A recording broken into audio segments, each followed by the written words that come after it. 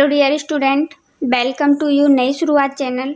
So guys, आज हम देखेंगे क्लास 10 का अध्याय 6 साइंस का जैव प्रक्रम के बारे में। हमने लेक्चर पार्ट कंप्लीट कर लिया है। इसका अभ्यास प्रश्न देखेंगे, जो चैप्टर वाइज क्वेश्चन आते हैं उनको देखेंगे। सो गाइस, देखते हैं अपन क्वेश्चन। आज अपन क्वेश्चनों को गाइस रट कर नहीं, समझते हुए चलेंगे। यदि आप ये हमारा वीडियो एंड तक देखे लेते हैं तो आपको अंदर ऐसी एक प्रकार से कला विकसित करना ज़रूरी है, क्योंकि हमें हर क्वेश्चन को अपने अनुसार डील करना चाहिए। हम अपने अनुसार गाइस लिखने की कोशिश करेंगे। हमने इसमें अपने अनुसार लिखने की कोशिश करेंगे तो गाइस एग्जामिनर यदि क्या करता है, यदि आप बनाकर भी कोई क्वेश्चन दे देता है हमको, तो हम आसानी से लिख के ले जाएंगे। तो हमें ऐसी स्किल डेवलप करना चाहिए। हमको उसके बारे में जानकारी तो होती है पर हम लिख नहीं पाते हैं। सो गाइस, उसी अंदाज के साथ, नए अंदाज के साथ अपन क्वेश्चन को, आंसर को आज पढ़ेंगे और पढ़ करके गाइस याद करने की, रटने की कोशिश नहीं करेंगे, बल्कि समझने की कोशिश करेंगे। और बड़ी ही अच्छी तरीके से गाइस हम सरल भाषा में आपको समझाएंगे, जिससे कि आप पूरे क्वेश्चन को लॉन्ग टाइम तक याद रख सकें। लॉन्ग टाइम तक मतलब कि लास्ट तक आपसे बन सके क्वेश्चन आंसर। सो गाइस, ज़्यादा देर ना करते हुए चलते हैं आज की क्वेश्चन की ओर और देखते हैं क्वेश्चन आंसर को। हमने लेक्चर पार्ट भी डाला है गाइस इस लेसन का।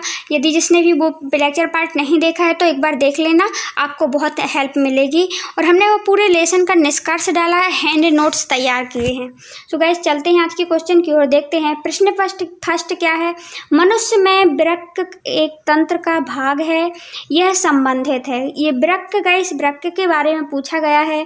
किडनी के बारे में पूछा गया है। वृक्क मीन्स किडनी होता है कि ये किस तंत्र का भाग है, कौन से, क्या पोषण तंत्र का भाग है मतलब पाचन तंत्र का भाग है, या श्वसन तंत्र का भाग है, या उत्सर्जन तंत्र का भाग है, या ऑप्शन नंबर डी परिवहन तंत्र का भाग है।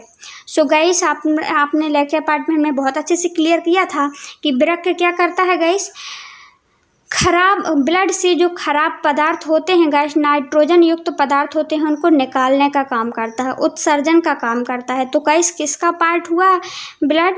तो वृक्क गाइस, तो वृक्क हमने देखा, वृक्क किसका पार्ट हुआ? उत्सर्जन तंत्र का भाग हुआ। किसका? उत्सर्जन तंत्र का। देखिए क्वेश्चन नंबर 2 देखते हैं। पादप में जाइलम उत्तरदायी है। पादप में जो पौधे होते हैं गाइस, पौधे में जाइलम क्या करता है? ऑप्शन नंबर ए जल का वहन करता है क्या? ऑप्शन नंबर बी भोजन का वहन करता है, या ऑप्शन नंबर सी उत्सर्जन करता है, या ऑप्शन नंबर डी ऑक्सीजन का वहन करता है। सो गाइस देखिए, जो जाइलम होता है, वहन करना मतलब एक स्थान से दूसरे स्थान ले जाना। क्या जल को एक स्थान से दूसरे स्थान ले जाता है, कि भोजन को ले जाता है, कि उत्सर्जन करता है, कि ऑक्सीजन को ले जाता है? सो गाइस, जो इसका राइट आंसर होगा वो होगा ऑप्शन नंबर ए। और जाइलम क्या करता है? जल का वहन करता है। सो गाइस, आप याद करने की एक ट्रिक रूप में आप देख सकते हैं, जाइलम और जल एक सा लग रहा है कि नहीं, मैच खा रहा है कि नहीं खा रहा है? तो गाइस बिल्कुल, जाइलम से जल बनता है और जल का वहन करता है। गाइस आपको एक बात जान लीजिए, जाइलम होता है वो पेड़ के पूरे भाग में पाया जाता है। कहाँ पाया जाता है? पूरे शाखाओं में, पत्तियों में, तना में, सब जगह पाया जाता है। और जड़ों से मिला हुआ जल को गाइस, जड़ों से जो मिट्टी होती हैं, मिट्टी से अवशोषण करता है जलों को, और जल को गाइस पूरे भाग में पहुँचाता है। और लास्ट में गाइस परासरण प्रक्रिया के कारण फिर लास्ट में क्या होता है? वाष्प के रूप में गाइस ऊपर भी यही जल कहाँ जाता है? वायुमंडल में वाष्प के रूप में निकल जाता है। और जितना यूज करना होता है तो कर लेता है, और निकला हुआ जल गाइस, इससे खराब चीज़ें भी निकल जाती हैं। देखिए क्वेश्चन नंबर 3 देखते हैं। स्वपोषी पोषण के लिए आवश्यक है। जो स्वपोषी पोषण मतलब स्वपोषी कौन होता है गाइस? पौधे होते हैं। तो स्वपोषी पोषण के लिए क्या आवश्यक है गाइस, हम इसके बारे में चर्चा करते हैं। तो स्वपोषी कौन होते हैं, पहले तो आप ये जान लीजिए। स्वपोषी जो अपना भोजन स्वयं बनाते हैं। तो कौन बनाता है गाइस? हम लोग तो बनाते नहीं हैं। क्या ऑक्सीजन ले लेंगे वो भोजन बना लेंगे? नहीं बनाएंगे। क्या सूर्य का प्रकाश ले लेंगे वो भोजन बना लेंगे? नहीं बनाएंगे। उसके लिए हमें उत्पाद की ज़रूरत होती है, मतलब पौधों से प्राप्त फलों की ज़रूरत होती है। लेकिन पौधे क्या करते हैं गाइस? स्वयं भोजन बनाते हैं, इसीलिए इनको क्या कहा जाता है? स्वपोषी कहा जाता है। तो स्वपोषी के लिए आवश्यक क्या क्या है, भोजन बनाने के लिए क्या क्या लगता है, हमको ये बताना है। Option number A carbon dioxide की ज़रूरत होती है कि तथा जल की। क्या सही है? ये ऑप्शन नंबर बी क्लोरोफिल की ज़रूरत होती है इनके लिए। या ऑप्शन नंबर सी सूर्य के प्रकाश की ज़रूरत होती है, या ऑप्शन नंबर डी उपरोक्त सभी की ज़रूरत होती है।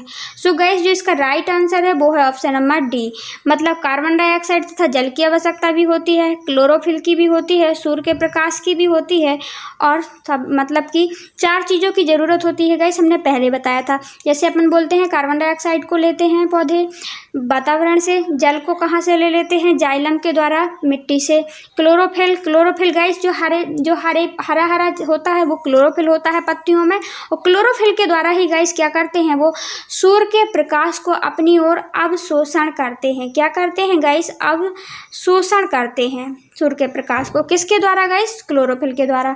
और सूर्य का प्रकाश तो वो ले लेते हैं गाइस। आई होप आपको क्लियर हो गया होगा, ऑप्शन नंबर डी राइट है गाइस। अब देखते हैं नेक्स्ट क्वेश्चन नंबर 4 क्या लिखा हुआ है।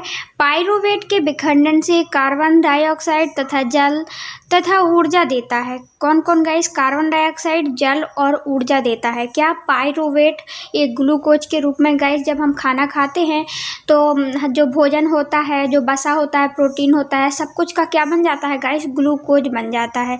इससे क्या बन जाता है, सीधे तौर पर कार्बोहाइड्रेट का ग्लूकोज बन जाता है, प्रोटीन का अमीनो अम्ल बन जाता है, और बसा का ग्लिसरॉल बन जाता है। सो गाइस जब अतिरिक्त ऊर्जा की ज़रूरत होती है तो फिर सभी का क्या बन जाता है, एक मुख्य रूप से गाइस ग्लूकोज बन जाता है। और ग्लूकोज से गाइस जैसे ही वह कोशिका द्रव्य में ग्लूकोज मिलता है उससे पाइरूवेट बन जाता है। पाइरूवेट बनने के गाइस बनता है तो जब कार्बन डाइऑक्साइड तो उसका विखंडन होता है तो उससे क्या निकलता है, कार्बन डाइऑक्साइड, जल तथा ऊर्जा निकलती है। तो यह कौन सी प्रक्रिया के कहाँ पे होता है गाइस पाइरूवेट का विखंडन, हमें ये पूछा गया है क्वेश्चन में। क्या कोशिका द्रव्य में, या माइटोकॉन्ड्रिया में, या फिर थर्ड ऑप्शन है गाइस हरित लवक में। तो कहाँ पे पाइरूवेट का विखंडन होता है जिससे हमें कार्बन डाइऑक्साइड तथा ऊर्जा मिलती है, तो देखते हैं आगे। सो गाइस यहाँ पे देख सकते हैं हमने लेक्चर पार्ट में बहुत अच्छे से समझाने की कोशिश की थी हमने। जो क्या हो रहा था, भोजन का जो छोटी आंत में भोजन आता है तो सब कुछ का पाचन हो जाता है, तो फिर लास्ट में क्या बनता है देखते अपन, एक ग्लूकोज बनता है। ग्लूकोज से गाइस क्या होता है, कोशिका द्रव्य में वह जाता है, किस में जाता है गाइस, कोशिका द्रव्य में जाता है। कोशिका द्रव्य में जाकर के गाइस क्या हो जाता है, उसका जब कोशिकाओं के द्वारा ऑक्सीजन की उपस्थिति में क्या होता है गाइस, विखंडन होता है। तो एक स्थिति बनती है गाइस ऑक्सीजन की उपस्थिति में विखंडन होता है, तो क्या मिल रहा है, कार्बन डाइऑक्साइड, जल तथा ऊर्जा मिल रही है। और दो स्थिति में गाइस ये है, ये दो स्थिति है। दूसरी स्थिति में जब मतलब कि ऑक्सीजन की अनुपस्थिति में गाइस होता है तो उसमें गाइस क्या बनता है, तो हम देखते हैं जैसे ये दो प्रक्रियाएं होती है गाइस ऑक्सीजन की अनुपस्थिति में। यहाँ ऑक्सीजन नहीं लगती है, लैक्टिक अम्ल प्लस ऊर्जा और कार्बन के अणु, 3 अणु बनते हैं। एथेनॉल बनता है, कार्बन डाइऑक्साइड बनती है, जल। तो हमसे पूछा गया था गाइस क्या जल, कार्बन डाइऑक्साइड और ऊर्जा बनती है, तो ऑक्सीजन की उपस्थिति में बनती है गाइस। और ये कहाँ पे होती है प्रक्रिया, हमारी सेल्स में गाइस होती है, माइटोकॉन्ड्रिया में। कहाँ होती है, माइटोकॉन्ड्रिया में। आई होप आपको क्लियर हो गया होगा। तो ये वाली प्रक्रिया बस माइटोकॉन्ड्रिया में होती है, और बाकी ये दो प्रक्रियाएं हैं जो ईस्ट बनता है जिसमें एथेनॉल, ईस्ट के द्वारा गाइस जो एथेनॉल बनता है, और लैक्टिक अम्ल के द्वारा जो ऊर्जा प्राप्त होती है, और इसका पाइरूवेट का विखंडन होता है गाइस इन दोनों प्रक्रिया में। तो इसकी उपस्थिति ऑक्सीजन की अनुपस्थिति में होता है, और उसको वो कहाँ पे हो जाता है गाइस, कोशिका द्रव्य में ही हो जाता है। और जो हमारा जो हो रहा था गाइस कहाँ पे, कार्बन डाइऑक्साइड और जल और ऊर्जा मिल रही थी, वह होता है माइटोकॉन्ड्रिया में। सो गाइस इसका आंसर जो लगाएंगे अपन, क्या हरित लवक लगाएंगे या केंद्रक लगाएंगे, या ऑप्शन नंबर आंसर है ऑप्शन नंबर बी, माइटोकॉन्ड्रिया में। सो गाइस ये वाली प्रक्रिया कहाँ पे हो रही होती है, माइटोकॉन्ड्रिया में होती है। जो कोशिका में माइटोकॉन्ड्रिया होती है जिससे ऊर्जा बनाती है, इसको कोशिकीय श्वसन भी कहते हैं। सो गाइस चलते हैं क्वेश्चन नंबर 5 की ओर और देखते हैं क्वेश्चन नंबर 5 में क्या लिखा हुआ है। हमारे शरीर में वसा का पाचन कैसे होता है, हमको ये समझाना है। तो हमारे शरीर में वसा का पाचन कैसे होता है हमने लेक्चर पार्ट में बहुत अच्छे से समझाने की कोशिश की थी। तो गाइस हम इसमें पढ़े लेते हैं। ये यकृत द्वारा स्त्रावित रस और अग्नाशय द्वारा स्त्रावित रस के साथ कहाँ जाता है, यकृत के द्वारा गाइस और अग्नाशय के द्वारा जो रस निकलता है वो कहाँ जाता है, वो जाता है क्षुद्रांत में, मतलब कि छोटी आंत में जाता है। देखिए और जिससे यह रस क्या करता है, लवण की जो वसा की बड़ी बड़ी गोलियां होती हैं तो उसको क्या कर देता है गाइस, उसका इमलीकरण या क्षारीय बना देता है उसको। कौन रस गाइस, एक तो कहाँ से निकला, यकृत से और अग्नाशय से। तो वो वसा की गोलियों को इमलीकरण या क्षारीय बना देता है, जिससे क्या हो जाता है, छोटी छोटी गोलियों में वो टूट जाता है, क्षारीय करके छोटी छोटी गोलियों में तोड़ता है, जिससे फिर क्या होता है, फिर बाद में गाइस देखते हैं हम, लाइपेज नामक एंजाइम निकलता है। कहाँ से, अग्नाशय से निकलता है। अग्नाशय रस में होता है लाइपेज नामक एंजाइम और वसा का विखंडन करता है। आगे गाइस वसा का क्या किया गया, छोटी छोटी गोलियों में तोड़ा गया। किसके द्वारा गाइस, यकृत से रस निकला और कहाँ से, अग्नाशय से रस निकला।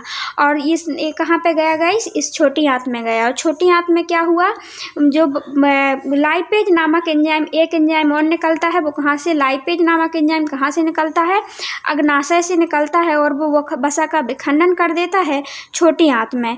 और छोटी आंत में स्थित गाइस बहुत सारी क्या होती हैं, छोटी आंत या क्षुद्रांत में गाइस क्या होता है स्थित, क्षुद्रांत में क्षुद्रांत रस भी स्त्रावित होता है, जो वसा का क्या कर देता है गाइस, वसा के पाचन में वसा अम्ल तथा ग्लिसरॉल में परिवर्तित कर देता है। यह वसा का पाचन छोटी आंत या क्षुद्रांत में हो जाता है। आपको यहाँ से गाइस डायोग्राम हम अलग से जोड़े हैं, आपको जोड़ा हुआ है, और यदि आप डायोग्राम बना देते तो भी बहुत सही रहेगा, लेकिन नहीं बनाते तो कोई बात नहीं, आप इतना लिख दीजिए, आपको नंबर मिल जाएंगे। सो गाइस देखिए हमने क्या बताया, कैसे होता है वसा का पाचन। पहले गाइस कहाँ आता है भोजन, हम देखते हैं अमाशय में आता है, और मुंह के द्वारा कार्बोहाइड्रेट का पाचन शुरू हो जाता है। और अमाशय में गाइस किसका पाचन होता है, क्वेश्चन आ जाता है कि प्रोटीन का पाचन कहाँ होता है, क्वेश्चन आता है, तो आप बताएंगे कि अमाशय में होता है। और अमाशयी रस के कारण गाइस अमाशय में क्या, पेप्सिन नामक एंजाइम पाया जाता है, उसके कारण क्या हो जाता है, प्रोटीन का पाचन हो जाता है। और गाइस यहाँ से भोजन कहाँ जाता है, ग्रहणी में जाता है। ये गाइस जो आपको नली आकार की जो ग्रहणी दिख रही है, इसको ग्रहणी कहते हैं। किसको, इसको। 3-4 घंटे की रेस्ट करने के बाद भोजन कहाँ चला जाता है, ग्रहणी में जाता है। ग्रहणी के द्वारा गाइस ये छोटी आंत में प्रवेश करता है। सो गाइस इसके बाद यहाँ से हम देखते हैं, ये है गाइस यकृत और ये है अग्नाशय। यहाँ से रस निकलता है और यहाँ से रस निकलता है। अग्नाशय ये येलो कलर का है, और यहाँ से रस निकल कर के भोजन को क्या बना देता है गाइस, क्षारीय या इमलीकरण बना देता है। यहाँ पे हमने पढ़ा था।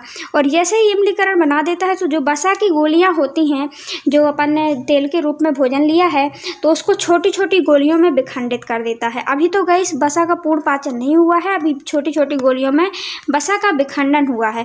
फिर गाइस क्या होता है, फिर अभी इन दोनों से निकल आया रस, ठीक है ना, एक से पित्त रस निकलता है और अग्नाशय से रस निकलता है, अग्नाशय रस। फिर बाद में गाइस कहाँ चला जाता है भोजन, हम देख रहे हैं छोटी आंत में। और छोटी आंत में गाइस, छोटी आंत में ही वसा का पाचन होता है। तो गाइस जैसे ही यहाँ से निकल के रस आया और यहाँ से ना आया, तो छोटी छोटी गोलियों में तोड़ दिया। छोटी छोटी गोलियों को तोड़ने के बाद गाइस फिर क्या होता है, यहाँ से एक रस और निकलता है। कहाँ से, अग्नाशय से एक रस और निकलता है। कहाँ से गाइस, अग्नाशय से रस निकलता है। ये अग्नाशय से रस निकल कर के ये कहाँ जाता है, यहाँ पे कौन सा रस निकलता है गाइस, एक और लाइपेज नामक एंजाइम निकलता है। लाइपेज नामक एंजाइम निकलता है। और लाइपेज नामक एंजाइम क्या करता है, वसा का क्या कर देता है, पाचन करता है, उसको विखंडित कर देता है, बहुत से छोटे छोटे टुकड़ों में विखंडित कर देता है। और फिर क्या होता है, जब अभी और फिर बाद में गाइस यहाँ पे भी गाइस बहुत सारी छोटी आंत है, जो छोटी आंत में भी बहुत सारे क्या पाए जाते हैं, छोटे बहुत से रस पाए जाते हैं, क्षुद्रांत रस जिसको हम बोलते हैं। तो ये भी वसा के पाचन में सहायक भूमिका निभाते हैं और वसा अम्ल बना देते हैं और ग्लिसरॉल में परिवर्तित कर देते हैं। आई होप आपको क्लियर हो गया होगा। यदि आपको ये वीडियो पसंद आता है तो लाइक ज़रूर करें हमारी वीडियो को। देखिए क्वेश्चन नंबर 6 की ओर देखते हैं। तो गाइस क्वेश्चन था कि वसा का पाचन कैसे होता है और कहाँ होता है। तो वसा का पाचन कहाँ हो रहा है, छोटी आंत में हो रहा है, ठीक है ना। यहाँ से आया, यहाँ से आया यकृत से, और ये है अग्नाशय से रस आया, यहाँ पे पाचन हुआ। देखिए क्वेश्चन नंबर 6 की ओर चलते हैं। भोजन के पाचन में लार की क्या भूमिका है, और बताइए आप लार की क्या भूमिका है। तो गाइस जैसे ही आप ध्यान करिए, अपन समझते हुए चलेंगे। क्या जैसे अपन कोई फेवरेट फूड का अपन बात करते हैं तो क्या होता है कि हमारे मुंह में बोल देते हैं लार आ गई या पानी आ गई, पानी आ गया हमारे मुंह में। तो गाइस ऐसा क्यों होता है? तो पानी को हम लार, वो पानी नहीं होता है एक्चुअली में, वो लार होती है। क्या होता है? लार। तो लार कहाँ से निकलती है और क्यों हमारे भोजन के लिए उसकी क्या भूमिका है? तो गाइस मुंह में स्त्रावित लार ग्रंथियां लार स्त्रावित करती हैं। जो मुंह में गाइस लार ग्रंथियां हैं वो क्या निकालती हैं? लार स्त्रावित करती हैं। इसमें सैलाइवरी एमाइलेज एंजाइम पाया जाता है। कौन सा एंजाइम पाया जाता है गाइस? जो लार ग्रंथि होती है वो लार निकालती है, तो उसमें सैलाइवरी एमाइलेज एंजाइम पाया जाता है। जो स्टार्च, मतलब जो हम स्टार्च में जो अपने खाना खाया है ना, स्टार्च के रूप में जो कार्बोहाइड्रेट लिया है, मतलब जो कार्बोहाइड्रेट के अपन सीधे तौर पर बोल सकते हैं रोटी खाई है हमने, और रोटी और चावल खाए थे। तो ये गाइस रोटी और चावल ही क्या है? कार्बोहाइड्रेट के घटक होते हैं, कार्बोहाइड्रेट में आते हैं। तो गाइस जो स्टार्च होता है उसको किस में बदल देती है? लार, जो हमने सैलाइवरी एमाइलेज एंजाइम है जो लार है, तो उसको बदल देती है गाइस शर्करा में या मल्टोज में बदल देती है। किस में बदलती है गाइस? स्टार्च को शर्करा और मल्टोज में बदल देती है। और शर्करा के कारण ही, शर्करा मतलब एक शक्कर, अपन शक्कर का, चीनी का ध्यान कर लीजिए आप, जिस प्रकार चीनी मीठी होती है उसी प्रकार शक्कर होती है। तो ये गाइस किस में बदल रहा है? स्टार्च को, अपनी रोटी को किस में बदल रहा है? शर्करा में बदल रहा है। कौन? सैलाइवरी एमाइलेज एंजाइम, ठीक है ना, जिसके कारण अब भोजन चबाने के कारण मीठा लगने लगता है। तथा अब भोजन का क्या बन गया गाइस? लुगदी हो गया। लुगदी के रूप में हो जाता है कि नहीं हो जाता है? इकट्ठा छोटे छोटे टुकड़ों में टूट जाता है, और फिर बाद में गाइस इसमें फिसलन आएगी कि नहीं आएगी? ऑटोमेटिकली अपन सूखा ऐसे ही बिना सब्जी के जब खाते हैं तो उसमें ज़्यादा देर वो क्या गीला नहीं होता है, तो अपन से ज़्यादा जल्दी नहीं जाता है अंदर। और जैसे ही उसमें अपन सब्जी मिला लेते हैं या दाल मिला लेते हैं तो वो क्या होता है? आराम से अंदर चला जाता है, अटकता नहीं है चावल या फिर रोटी, ठीक है ना। और वो तो जब ज़्यादा चबाते हैं तो फिर वो तो ससेम होने लगता है। तो गाइस तो उससे क्या हो जाती है? फिसलन हो जाती है, और भोजन फिसलन के कारण कहाँ चला जाता है? ग्रसिका में चला जाता है, मतलब कि आगे बढ़ जाता है क्रमानुकुंचन गति के कारण। तो गाइस लार की भूमिका आपने देख ली। क्या देखा लार में? कि सैलाइवरी एंजाइम पाया जाता है, भोजन लुगदी के रूप में चेंज हो जाता है, उसमें शर्करा में बदल जाता है, भोजन स्टार्च का शर्करा में बदल जाता है, और क्या हो जाता है? लुगदी के रूप में जाने के कारण भोजन में क्या हो जाता है? फिसलन उत्पन्न हो जाती है और भोजन अंदर चला जाएगा। तो गाइस अपन ने 3 चीज़ देखी, सैलाइवरी एंजाइम, स्टार्च का शर्करा में चेंज होना, और तीसरे आप इतना ही लिख देंगे, लुगदी रूप में बनना और ग्रसिका में जाना। ये 4 चीज़ आपको यदि याद रह जाती हैं तो ये आंसर लिखने में आपको कोई प्रॉब्लम नहीं होगी। आई होप आपको समझ में आ रहा होगा, हमारा प्रयास पसंद आ रहा होगा। सो लाइक करिए हमारी वीडियो को। सो गाइस चलते हैं क्वेश्चन नंबर 7 की ओर, देखते हैं स्वपोषी पोषण के लिए आवश्यक परिस्थितियां कौन कौन सी हैं, वह किसके उत्पाद में क्या है, और उसके उत्पाद क्या हैं। सो गाइस इसमें क्वेश्चन में पूछा गया है कि स्वपोषी कैसे कौन सी परिस्थितियों में भोजन बनाता है, उसको किस किस की ज़रूरत होती है। अब स्वपोषी का नाम आया है तो आप जान लीजिए स्वपोषी कौन होता है? जो अपना भोजन स्वयं बनाता है, वातावरण से कच्ची सामग्री लेकर के। कौन बनाता है गाइस तो अपना भोजन? हम देखते हैं कि जो अपना भोजन स्वयं पेड़ पौधे बनाते हैं, अपन लोग तो नहीं बना पाते। क्या अपन कार्बन डाइऑक्साइड ऑक्सीजन मिल जाएगी तो अपन भोजन बना लेंगे? सूर्य का प्रकाश हमको मिल रहा है तो भोजन बन जाता है? नहीं, हम तो ओनली उबालते हैं। बट भोजन कौन बनाता है गाइस? पेड़ पौधों का ही भोजन हम लोग खाते हैं, तो गाइस उनको स्वपोषी कहते हैं। तो स्वपोषी के लिए जो पोषण होता है गाइस, उसको बनाने के लिए उसको किस किस की ज़रूरत पड़ती है, हमको ये देखना है। पोषण के लिए आवश्यक परिस्थितियाँ क्या हैं और कौन सी हैं और उसके उत्पाद क्या हैं। सो गाइस स्वपोषी के लिए 4 चीज़ों की ज़रूरत होती है, आपको ये पहले बता चुके हैं। अपन इस आंसर में और पढ़ते हैं। स्वपोषी केवल हरे पौधे होते हैं जो अपना भोजन स्वयं बनाते हैं। स्वपोषी के लिए निम्न परिस्थितियों की ज़रूरत होती है भोजन बनाने के लिए, आप ऐसा लिख सकते हैं। गाइस पहले कौन सी होती है? उसे पर्याप्त मात्रा में जल की आवश्यकता होती है। तो जल कहाँ से मिलता है उसको? तो जल हम देखते हैं कि उसको जड़ों से मिल जाता है। कहाँ से मिलता है गाइस? जड़ों से जल मिल जाता है। दूसरा क्या चाहिए होता है गाइस? उसको सूर्य का प्रकाश चाहिए होता है। क्या चाहिए होता है? सूर्य का प्रकाश चाहिए होता है, तो सूर्य से मिल जाता है। और तीसरी ज़रूरत होती है कार्बन डाइऑक्साइड की, जो कि वो कहाँ से मिल जाता है गाइस? उसको कार्बन डाइऑक्साइड उसको मिलता है वातावरण से। तो ये परिस्थितियाँ चाहिए। और एक उसके खुद में क्या होता है गाइस? क्लोरोफिल होता है, हरी पत्तियाँ होती हैं जो हरा होता है पौधे में हरा हरा, उसको क्लोरोफिल कहते हैं। सो गाइस 4 चीज़ों की ज़रूरत होती है। और परिस्थितियाँ कौन कौन चाहिए गाइस उनमें? एक तो उसको क्या चाहिए, जल चाहिए, पर्याप्त मात्रा में जल अवशोषित करती हैं जड़ें, सूर्य का प्रकाश व ऊर्जा चाहिए, कार्बन डाइऑक्साइड चाहिए। तो 3 चीज़ें आप याद रख सकते हैं। इतना छोटा आंसर। स्वापोषी जो अपना भोजन स्वयं बनाते हैं, आप इससे लिख सकते हैं, उनके लिए निम्न परिस्थितियों की ज़रूरत होती है: जल, सूर्य का प्रकाश और कार्बन डाइऑक्साइड। और चौथी चीज़ यदि आपको लिखना हो तो वैसे तो यहाँ पे परिस्थितियाँ पूछा है कि कौन कौन परिस्थितियों में बनाता है, और पौधे में क्लोरोफिल तो खुद में होता है, तो 3 चीज़ें ये जरूरी हैं और चौथा उसमें है। आई होप आपसे बन जाएगा। देखिए क्वेश्चन नंबर 8 की ओर चलते हैं। वायवीय तथा अवायवीय श्वसन में क्या अंतर है? कुछ जीवों के नाम लिखिए जिनके अवायवीय श्वसन करते हैं। सो गाइस वायवीय श्वसन क्या होता है, अवायवीय श्वसन क्या होता है, इसके बारे में अपन चर्चा करते हैं। सो गाइस आप वायवीय श्वसन देख लीजिए और अवायवीय श्वसन देख लीजिए। हम लिख के अलग बताएंगे, इसमें आपको समझाने की कोशिश करते हैं। सो गाइस जैसे ही ग्लूकोज होता है तो ग्लूकोज को जो ग्लूकोज होता है उससे हम क्या करते हैं, जो हमने खाना खाया उसका ग्लूकोज बना, या फिर उससे फिर कोशिका द्रव में गया, और कोशिका द्रव में हम देखते हैं क्या हो जाता है, कोशिका द्रव में ही क्या होता है, इसका पायरुवेट अम्ल हो जाता है। पायरुवेट का क्या हो जाता है, फिर पाचन करते हैं। कैसे विखंडन करेंगे? एक तो अपन ने देखा था क्या करते हैं, ऑक्सीजन की उपस्थिति में, जिससे कार्बन डाइऑक्साइड मिल रही है, एक जिससे क्या होता है गाइस, कार्बन डाइऑक्साइड मिलती है, जल मिलता है और ऊर्जा मिलती है। तो गाइस जो ऑक्सीजन की उपस्थिति में ये विखंडन हो रहा है ना, माइटोकॉन्ड्रिया में होता है। कहाँ होता है गाइस? माइटोकॉन्ड्रिया में।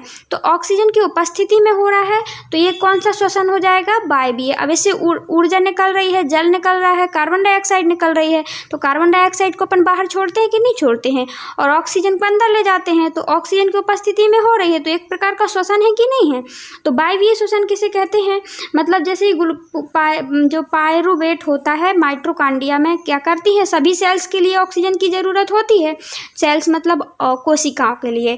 तो कोशिकाएं ही क्या करती हैं गाइस, जो अपन ने खाना खाया है उसका विखंडन करेंगी, और फिर उसके लिए क्या ऊर्जा बनाएंगी, अपने लिए शक्ति बनाएंगी। तो गाइस जो शक्ति बना रही हैं वो कोशिकाएं, तो एक तो बना रही हैं ऑक्सीजन की उपस्थिति में, जो हम लोग होते हैं वो ऑक्सीजन की उपस्थिति में बनाते हैं। लेकिन कुछ जीव होते हैं जिनको ऑक्सीजन की उपस्थिति नहीं चाहिए होती है, या फिर जो हम लोग कभी कभी जब साइकिल चलाते हैं या ओवर मेहनत करते हैं गाइस, तो हमें क्या होती है, ओवर ऊर्जा की ज़रूरत होती है। जब ओवर ऊर्जा की ज़रूरत होती है तो एक प्रकार से तो हम ऑक्सीजन की उपस्थिति में बना ही रहे हैं, ध्यान रखना, और दूसरे प्रकार से हमारा शरीर कहाँ पे बनाना कर देता है गाइस, ऑक्सीजन की अनुपस्थिति में। उस समय ऑक्सीजन ज़्यादा नहीं मिल पाती है, तो हम क्या करते हैं, लैक्टिक अम्ल के द्वारा ऊर्जा, कार्बन डाइऑक्साइड, लैक्टिक अम्ल और ऊर्जा निकलती है, और कार्बन डाइऑक्साइड, लैक्टिक अम्ल और ऊर्जा निकलती है। इसमें कार्बन डाइऑक्साइड, जल और ऊर्जा निकल रही थी, इनमें 2 चीज़ निकलती हैं। और एक बनाता है गाइस ईस्ट। ईस्ट में क्या होता है, एथेनॉल, कार्बन डाइऑक्साइड और ऊर्जा निकलती है। और जो हमने अभी ऑक्सीजन के रूप में बनाई उसमें क्या निकला गाइस, कार्बन डाइऑक्साइड, जल और ऊर्जा। तो गाइस इसको हम कहेंगे क्या, अवायवीय। इसको हम कहेंगे गाइस, जो ऑक्सीजन की उपस्थिति में बन रहा है उसको कहेंगे वायवीय श्वसन। क्या कहेंगे गाइस, वायवीय श्वसन। और इन दोनों प्रक्रियाओं को, जो ये ऑक्सीजन की अनुपस्थिति में बन रही है, उनको क्या कहते हैं गाइस, अवायवीय श्वसन। क्या कहते हैं, अवायवीय श्वसन। अब इसके आंसर को अपन लिखते हैं। सो गाइस देख सकते हैं अपन अवायवीय श्वसन को देखते हैं और वायवीय श्वसन को देखते हैं। देखिए वायवीय श्वसन और अवायवीय श्वसन में अंतर क्या होता है। वायवीय श्वसन किस में हो रहा था गाइस, हमने समझा दिया है, ऑक्सीजन की उपस्थिति में। एक तो अपन ऑक्सीजन की उपस्थिति ऑक्सीजन के आधार पर देखेंगे, O2 के आधार पर, तो एक इसमें वायवीय श्वसन में ऑक्सीजन होती है, उसके आधार पर हम देख सकते हैं। और दूसरा देख सकते हैं गाइस, दूसरा क्या है, ये अवायवीय श्वसन होता है, इसको ऑक्सीजन की आवश्यकता नहीं होती है, ये ऑक्सीजन की अनुपस्थिति में होता है। ठीक है।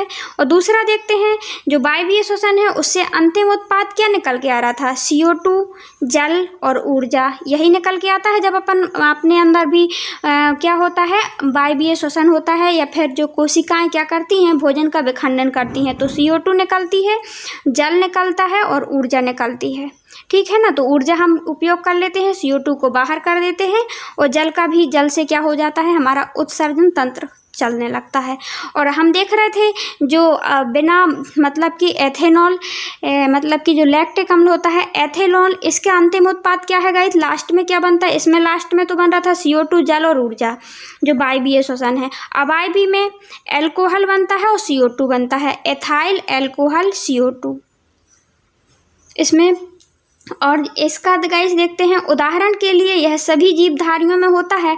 जो वायवीय श्वसन होता है गाइस, वो सभी जीवधारियों में होता है, लेकिन जो अवायवीय श्वसन है वो ईस्ट और फीताकृमि में होता है। आई होप आपको क्लियर हो गया होगा। तो देख इसको आप पढ़ लेते हैं। तो गाइस ये दोनों जो प्रक्रियाएं हैं, ऊपर वाली ये क्या है, अवायवीय श्वसन की है, और ये वायवीय श्वसन है। इसमें कार्बन डाइऑक्साइड, जल, ऊर्जा मिल रही है, और इसमें इनसे आप इथेनॉल, कार्बन डाइऑक्साइड, लैक्टिक अम्ल और ऊर्जा मिल रही है। ये सभी जीवों में, सभी जीवधारियों में पाया जाता है, और ये ईस्ट में पाया जाता है, और ये कभी कभार बनता है। आई होप आपको क्लियर हुआ होगा। सो गाइस चलते हैं क्वेश्चन नंबर 9 की ओर। गैसों का अधिकतम विनिमय के लिए किस प्रकार का अभिकल्पित है। जो गैसों में अधिकतम विनिमय होता है, विनिमय मतलब आदान प्रदान, वो किस प्रकार अभिकल्पित होता है, किस प्रकार होता है, अपन इसके बारे में देखते हैं।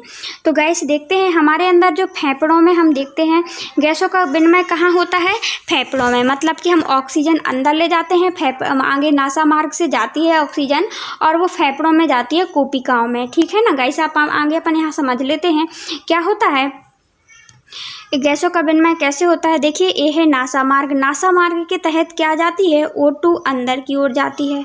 क्या होता है, O2 अंदर की ओर चली जाती है। जैसे देखिए ये जा रही है, ठीक है ना, ये कंठंठ से जाती है यहाँ से, और फिर ये फेफड़ों में दोनों साइड ये श्वास नलिकाएं हैं गाइस, श्वसनिकाएं हैं, यहाँ पे श्वास नली है, तो ठीक है ना। और फिर यहाँ से गाइस देख सकते हैं यहाँ पे ये क्या है, इनमें भी गाइस फैला हुआ है, इस प्रकार का फैला हुआ है, फैला है कि नहीं फैला है। और गाइस इनके बीच में जो बॉल्ब टाइप के ऐसे ऐसे ये कूपिकाएँ हैं गाइस, इनको क्या कहते हैं, कूपिकाओं। तो इनके पास ये दोनों साइड पाई जाती हैं कूपिकाएँ, और दोनों साइड ये हम देख रहे हैं फेफड़े पसलियाँ पाई जाती हैं। तो O2 गैस यहाँ पे चली जाती है, और यहाँ से क्या मिल जाती हैं गैस, रक्त धमनी मिल जाती हैं, धमनी सिराएं मिल जाती हैं। तो धमनी क्या करती है, धमनी में क्या पाया जाता है, लाल रक्त कणिकाएं और हीमोग्लोबिन पाया जाता है। तो वो क्या कर लेती है, ऑक्सीजन को हीमोग्लोबिन अपनी ओर खींचता है, और जो रक्त धमनी है गैस, धमनियाँ हैं, रक्त कणिकाएं हैं गैस, उसकी सहायता से विभिन्न जगह पे ऑक्सीजन चला जाता है। और गाइस हमने देखा था, तो ऑक्सीजन तो विभिन्न जगह पे पहुंच गया। अब O2 कहाँ से निकलता है गाइस, आप ये बोलेंगे। तो गाइस देखिए, जो विभिन्न पूरे शरीर में क्या हो रहा था, जो ग्लूकोज का विखंडन हो रहा था, तो हमने क्या देखा था, उसमें CO2 भी निकलता है। ग्लूकोज का विखंडन होता है किसमें, जैसे ही कोशिकाएं क्या करती हैं, ग्लूकोज को तोड़ती हैं और ऊर्जा निकालती हैं, तो उससे ऊर्जा भी निकलती है। ऊर्जा के साथ साथ क्या निकल रही है गाइस, CO2 निकल रही है। अब बोलेंगे CO2 कहाँ से आ गई गाइस, तो हमने देखा हम सांस के रूप में सब गैसों का मिश्रण ले जाते हैं, ऑक्सीजन को तो अंदर ले गई, लेकिन ये सांस के रूप में भी ले जाते हैं, और कार्बोहाइड्रेट का खाना खाते हैं। जब खाना खाएंगे गाइस कार्बोहाइड्रेट युक्त, तो खाना खाएंगे तो उसी कार्बोहाइड्रेट कहाँ जाएगी, तो उस कार्बोहाइड्रेट का विखंडन होगा, तो ऊर्जा निकलेगी, जल निकलेगा। अब जल किससे बना है, हाइड्रोजन और ऑक्सीजन से। तो ऑक्सीजन भी हम खाना के रूप में ले गए थे, और क्या ले रहे थे, कार्बोहाइड्रेट। तो यहाँ से कार्बोहाइड्रेट निकली, तो अब ये निकल के कहाँ चली गई गाइस, अपने रक्त में चली गई। और रक्त के द्वारा गाइस सिराएं होती हैं, तो सिराओं में क्या बहता है गाइस, अशुद्ध रक्त, O2 वाला रक्त बहता है। तो सिराओं के माध्यम से ये कहाँ पे आ जाता है, अपने हृदय में आता है, और हृदय से कहाँ आता है गाइस, ये शुद्ध होने के लिए कहाँ चला जाता है, फेफड़े में। तो ये कहाँ आ गया गाइस, फेफड़े में। और फेफड़े में जैसे ही आता है, तो फिर क्या होता है, ये जो कूपिकाएं होती हैं, फिर इनके माध्यम से गाइस ये कहाँ निकल जाता है, श्वसनिका में जाता है, श्वसनिका से कहाँ जाता है, ग्रसनी में जाता है, ग्रसनी से कंठ में, कंठ से गाइस नासा मार्ग के तहत पे क्या निकल जाता है, CO2 वापस आ जाता है। आई होप आपको क्लियर हो गया होगा। अब अपन पढ़ लेते हैं इसको। देखिए आंसर को देखे लेते हैं। कूपिकाएं क्या करती हैं, अपने गुब्बारे नुमा आकार के कारण वायु को आदान प्रदान करती हैं कि नहीं करती हैं। ऑक्सीजन को ले जाती हैं और कार्बन डाइऑक्साइड को बाहर करती हैं, तो आदान प्रदान करती हैं और सरल बनाती हैं और सतही क्षेत्रफल में वृद्धि करती हैं और वायु को भरने पर ये कूपिकाएं फैल जाती हैं। तो गैस इनका आकार कैसा होता है, गुब्बारे की तरह, मतलब ये कूपिकाएं बहुत सारी पाई जाती हैं, हमने देखा था। तो ये क्या करती हैं, जैसे वायु आती है तो उसमें फैल जाती हैं तथा फुसफुस में परिवर्तित हो जाती हैं और थोड़ी देर में जब वायु ऑक्सीजन जाती है तो फैल जाएंगी और फिर कार्बन डाइऑक्साइड निकाल दी जाती है। तो गैस ये होता है कूपिका में। आई होप आपको क्लियर हो गया होगा। सो गाइस देखते हैं क्वेश्चन नंबर 10 में क्या है, हमारे शरीर में हीमोग्लोबिन की कमी के क्या परिणाम हो सकते हैं। तो हमारा उत्तर लिख सकते हैं अपन, क्या लिख सकते हैं, हीमोग्लोबिन क्या करता है, हमने अभी बताया था कि हीमोग्लोबिन ही ऑक्सीजन को खींच करके शरीर के विभिन्न भागों में भेजता है और ऑक्सीजन जब ऑक्सीजन की उपस्थिति में ही क्या करते हैं, हम लोग ग्लूकोज का विखंडन करते हैं। ग्लूकोज का जैसे ही तोड़ते हैं तो ऊर्जा निकलती है पायरुवेट के रूप में, तो पायरुवेट का तोड़ते हैं तो ऊर्जा निकलती है, वही क्या करते हैं हम अवशोषण करते हैं, CO2 निकलती है। तो गाइस अपन आंसर पढ़ लेते हैं। देखिए हीमोग्लोबिन हमारे शरीर में ऑक्सीजन का वहन करता है, ऑक्सीजन को एक स्थान से दूसरे स्थान ले जाता है, वही हमारी ऊर्जा के लिए सबसे ज़रूरी होता है क्योंकि ऊर्जा उसी की उपस्थिति में हम ऊर्जा निकालते हैं। तो यदि इनकी मात्रा गाइस कम हो जाती है तो क्या होगा, तो शरीर के अंगों को सुचारू रूप से ऑक्सीजन नहीं मिल पाती है और जिससे भोजन का ऑक्सीकरण पूर्णतः नहीं हो पाता है, जिससे ऊर्जा में कमी आ जाती है और थकावट उत्पन्न हो जाती है। इसी कारण से इसी कमी से व्यक्ति एनीमिया से भी पीड़ित हो जाता है। तो गाइस क्या देखा हमने यहाँ पे, हमने देखा कि जो हीमोग्लोबिन होता है, हीमोग्लोबिन की कमी से हमारे शरीर में ऑक्सीजन का वहन करता है। पहला काम क्या है, ऑक्सीजन का वहन करता है। दूसरा क्या होता है गाइस, इससे शरीर वहन करता है जिससे क्या चलते हैं, हमारे अंग सुचारू रूप से ऑक्सीजन मिल जाती है, हमारे सभी अंगों को ऑक्सीजन मिल जाती है। रक्त में गाइस एक स्थान से दूसरे स्थान ऑक्सीजन को ले जाता है और जिससे हम भोजन का ऑक्सीकरण पूर्णतः हो जाता है। वही कहा हमने, जिससे भोजन का पूर्णतः ऑक्सीकरण हो जाता है, भोजन में ऑक्सीजन मिल जाती है, इससे भोजन का विखंडन हो जाता है और जिससे कि ऊर्जा मिलती है, ठीक है ना। तो भोजन का ऑक्सीकरण हो जाता है और यदि ये नहीं होगा तो भोजन का पूर्णतः विखंडन, पूर्णतः ऑक्सीकरण नहीं हो पाता है, जिससे ऊर्जा में कमी आ जाती है और थकावट उत्पन्न हो जाती है। यही कारण है कि एनीमिया भी रोग हो जाता है।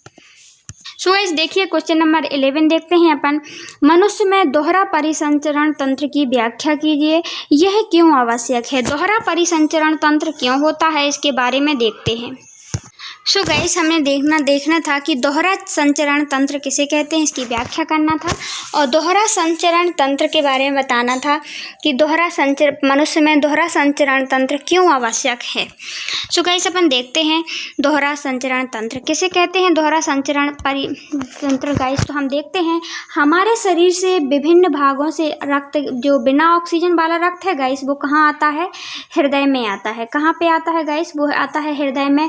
जैसे हम देखते हैं ये दायां निलय होता है, वहाँ पहुँचता है, वहाँ से गाइस किसके माध्यम से आता है गाइस, सिराओं के माध्यम से आता है और सिराओं से गाइस फिर चला जाता है कहाँ, आलंद में चला जाता है, इस वाले हृदय में।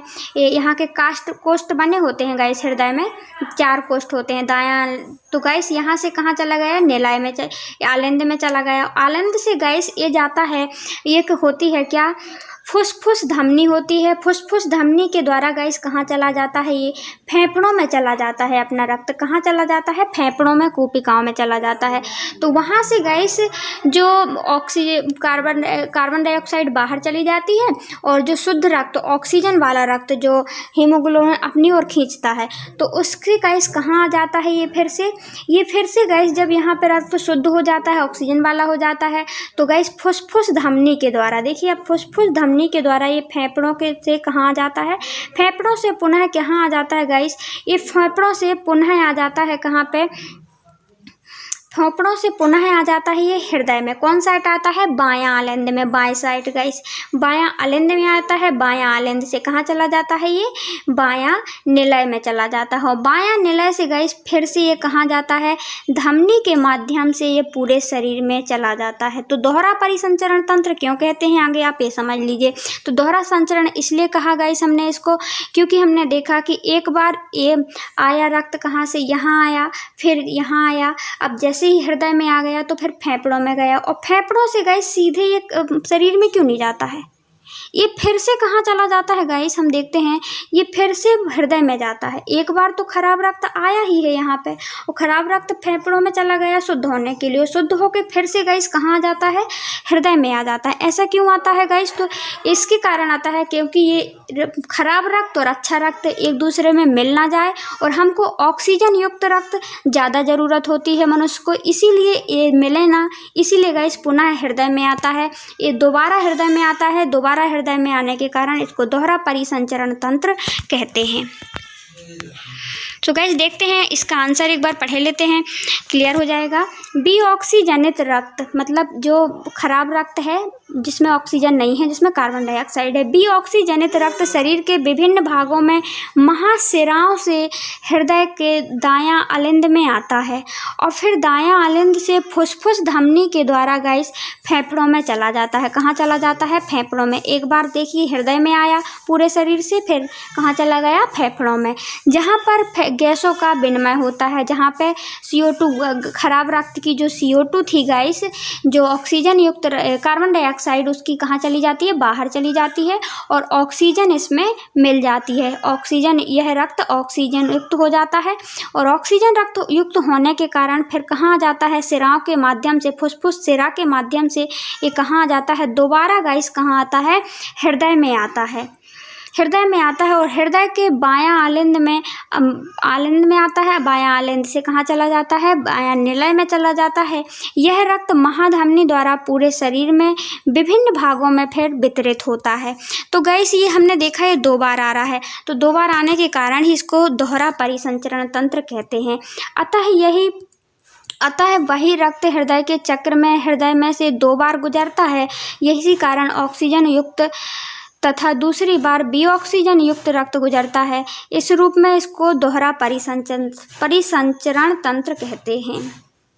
सो गाइस चलते हैं क्वेश्चन नंबर 12 की ओर। देखिए, जाइलम तथा फ्लोएम में पदार्थों का वहन में क्या अंतर है? जाइलम भी गाइस पादप में, ये जाइलम और फ्लोएम कहाँ होते हैं गाइस?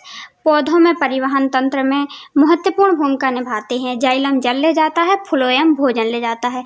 तो गाइस इनके वहन, जो पदार्थों का वहन करते हैं, इसमें क्या अंतर है हम देखते हैं। सो गाइस जो जाइलम होता है वो क्या होता है? जल का वहन करता है। एक तो इनमें अपन देखेंगे दिशा के आधार पर कि इनकी दिशा कौन सी होती है, जाइलम में और फ्लोएम में। तो गाइस आप देख सकते हैं, हम डायोग्राम भी लगाए हैं, इसके बाद हम आंसर लिखना बता देंगे। देखिए ये क्वेश्चन ए है गाइस जाइलम, और ये यहाँ होता है गाइस फ्लोएम का। फ्लोएम स्थानांतरण कर रहा है भोजन को, जाइलम कौन पहुँचा रहा है गाइस? ये है जाइलम। देखिए यहाँ पे जाइलम कहाँ होता है?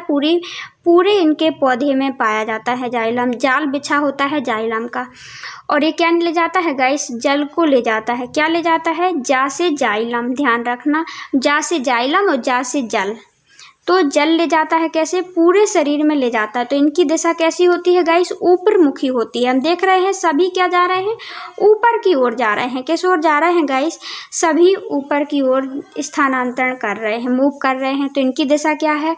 ऊपर की ओर। और हम ये देख रहे हैं इस वाले डायोग्राम में, देखिए गाइस यहाँ पे क्या है? यहाँ पे हम देखेंगे, यहाँ पे क्या होगा गाइस? यहाँ पे फ्लोएम है। कौन है? फ्लोएम। क्या कर रहा है फ्लोएम? सो गाइस देखिए ये भोजन होता है यहाँ पे, जैसे सूर्य के प्रकाश से पत्तियां भोजन बनाती हैं, तो भोजन गाइस कभी पत्तियों में होता है या फिर कभी जड़ में होता है। तो गाइस जड़ में होगा या पत्तियों में होगा, तो भोजन वो पत्तियां तो क्या करेंगी? नीचे की ओर पूरे पौधे में पहुँचाएंगी, और गाइस वो जो जड़ में होगा तो क्या करेगा? ऊपर की ओर पहुँचाएगी कि नहीं पहुँचाएगा? तो गाइस इनमें कोई फ्लोएम में कोई दिशा नहीं होती है, इसमें ऊपर भी की ओर भी जाता है भोजन, फ्लोएम की दिशा, और नीचे की ओर भी होती है, लेकिन जाइलम में एक दिशा होता है। और गैस सेकंड हम देखते हैं इनमें ऊर्जा। तो गैस जो जाइलम होता है इसमें जैसे ही जाइलम जल को ऊपर की ओर जब ले जाता है तो इसमें कोई खर्चा नहीं होता है, इसमें कोई ऊर्जा नहीं लगती है, ये प्राकृतिक प्रक्रिया है और परासरण के द्वारा बाष्पोत्सर्जन होता है। तो गैस ये ऊपर की ओर जल हमेशा इनमें जाता है। लेकिन जो फ्लोएम होता है, जो पत्तियों ने भोजन बनाया है या जड़ों ने भोजन बनाया है, तो उसकी जो प्रकाश संश्लेषण की क्रिया के द्वारा तो उस भोजन को सभी पार्टों में पहुंचाने के लिए इनमें एटीपी के रूप में ऊर्जा लगती है। सो गाइस देख सकते हैं अपन दो आधार पर लिखेंगे, एक तो दिशा के आधार पर, एक ऊर्जा के आधार पर। तो गाइस जाइलम में क्या होती है, इसमें खनिज लवण होते हैं मिट्टी में और जलल होता है गाइस, तो वह केवल ऊपर मुखी दिशा की ओर संवाहित होती है, मतलब ऊपर की दिशा के ऊपरी मुखी दिशा की ओर चलती है। इसमें कौन सी दिशा होती है, यह भोजन तथा अमीनो अम्ल का संवहन दोनों दिशाओं में करता है, या ऊपरी मुखी हो या फिर अधोमुखी हो। देखिए सेकेंड क्या है, ऊर्जा। जाइलम में क्या होता है, इसमें जल तथा लवण के संवहन में दाब तथा बाष्पोत्सर्जन कर्षण द्वारा हो जाता है और इसमें ऊर्जा नहीं लगती है। और हम फ्लोएम में देखेंगे तो इसमें ऊर्जा एटीपी के रूप में प्रयोग होती है। आई होप आपको ये हम गैस डायोग्राम का यूज हमने आपको समझाने के लिए किया है, आप पीडीएफ के रूप में आप ऐसे लिख सकते हैं। सो गाइस देखते हैं क्वेश्चन नंबर 13, आज का लास्ट क्वेश्चन है इस लेसन का। फुसफुस में और कूपिकाओं की तथा वृक्क की तुलना वृक्काणु तथा क्रिया विधि की तुलना कीजिए। सो गाइस इसमें क्वेश्चन क्या लिखा हुआ है, आगे अपन क्वेश्चन अच्छे से क्लियर करते हैं।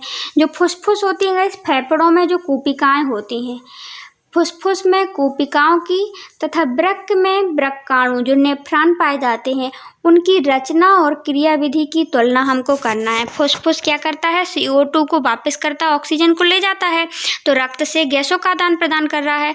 और वृक्क क्या करता है गाइस, रक्त को छानता है। वृक्क क्या करता है, अपने खून को छानता है, उससे गंदगी को निकालता है, और ये CO2 को निकाल रहा था, ऑक्सीजन को दे रहा था।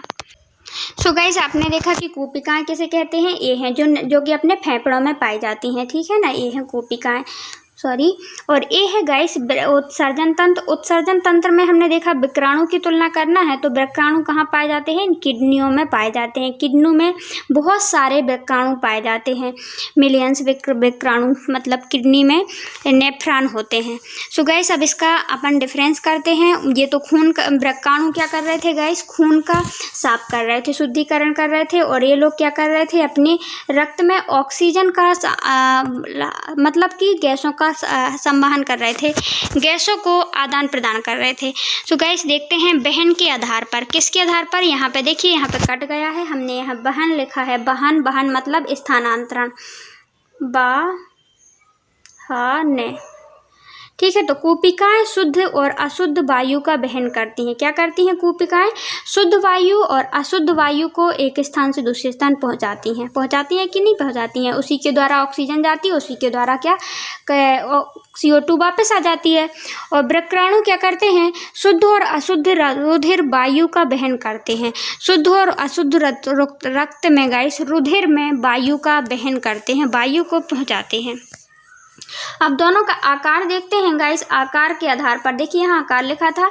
कूपिकाओं का आकार बहुत ही छोटा होता है, हमने देखा कूपिकाएँ बहुत छोटे छोटे आकार की होती हैं, जबकि वृक्काणु होते हैं लूपदार बड़े आकार के होते हैं। वृक्काणु में गाइस हमने देखा क्या पाया जाता है, एक तो कोशिका गुच्छ पाया जाता है, गुच्छ के बाद गाइस हमने देखा था उसकी नली होती है, वो नीचे जाती है, फिर बाद में ऊपर लूपदार पाई जाती है, फिर यहाँ जाती है, फिर उत्सर्जन होता है गाइस, और फिर इसी के साथ अवशोषण होता है। तो वृक्काणु का आकार क्या होता है, लूपदार और बड़ा होता है, और इनका छोटा होता है। अब अपन निष्कासन के आधार पर देखेंगे कि ये दोनों किसका निष्कासन करते हैं। तो कूपिकाएँ किसका हटाती हैं गैस, तो शरीर से कूपिकाएँ शरीर में रसायन CO2 गैस का रूप में निष्कासित करती हैं या निकालती हैं। तो कूपिकाएँ जो रसायन CO2 गैस के रूप में निष्कासन करती हैं, CO2 का निष्कासन करती हैं। और वृक्काणु किसका करते हैं गाइस, तो वृक्काणु हम देखेंगे तो वृक्काणु शरीर के नाइट्रोजन युक्त रसायन मूत्र के रूप में निकालते हैं। तो नाइट्रोजन का ये लोग क्या करते हैं, निष्कासन करते हैं, मूत्र के रूप में ये लोग निकाल देते हैं और वो लोग CO2 के रूप में CO2 को निकालते हैं रसायन के रूप में। आई होप आपको क्लियर हो गया होगा। यदि ये लेसन आपको समझ में आया है तो प्लीज़ गाइस लाइक करें, अपना कमेंट करें, शेयर करें, सब्सक्राइब करें हमारे वीडियो को।